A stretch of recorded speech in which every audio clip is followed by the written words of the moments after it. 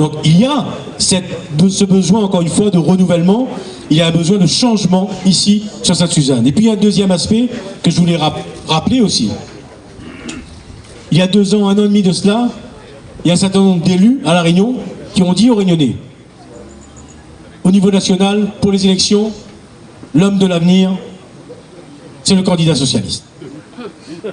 Et donc ici, à Sainte-Suzanne, le maire de Sainte-Suzanne, comme d'autres, ont soutenu, ont fait meeting, se sont battus pour faire en sorte qu'il y ait cet homme nouveau, soi-disant, là-bas, à Paris.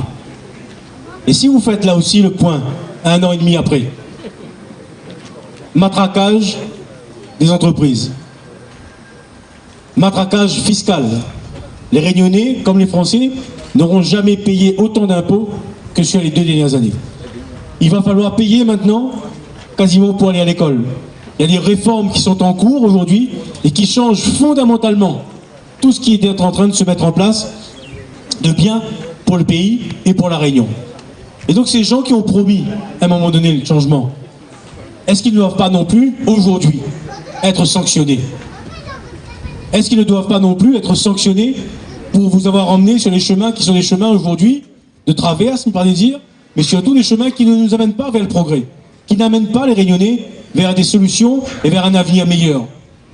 Et cette élection municipale doit être aussi l'occasion de donner un signal là-bas à Paris et de dire que cette politique nationale soutenue par le maire aujourd'hui de Sainte-Suzanne, soutenue par les 7 députés de La Réunion aujourd'hui, cette politique nationale est une politique qui est en train d'étrangler la France, qui est en train de faire fuir les entreprises, qui est en train de faire fuir les jeunes diplômés français et qui est en train d'étrangler La Réunion. Et donc si ici, à La Réunion, nous arrivons partout, dans toutes les communes, à faire en sorte que tous ceux qui représentent aujourd'hui une véritable alternance, un véritable renouveau, un véritable changement, puissent aller de l'avant, ça sera aussi un signe qui sera donné. Et donc vous avez, vous, chacun d'entre vous, cette responsabilité de faire en sorte que l'élection municipale à Sainte-Suzanne, c'est une élection bien évidemment municipale, locale, pour un changement dans votre ville, pour une nouvelle équipe avec Aline. C'est aussi pouvoir poursuivre la politique régionale que nous menons depuis 4 ans maintenant, ces grands chantiers, cette politique d'égalité des chances, ce développement économique au service de l'emploi réunionnais.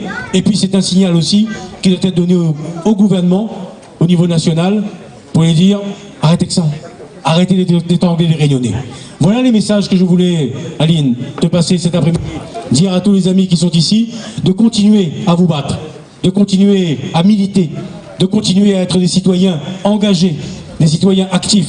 La politique n'est pas simplement, comme je le dis toujours, l'affaire simplement des hommes politiques ou des femmes politiques.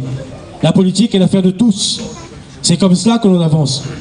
Si vous voulez changer, commencez par changer dans votre rue, dans votre famille, dans votre quartier. Si vous voulez que les choses bougent, commencez par bouger et avancer.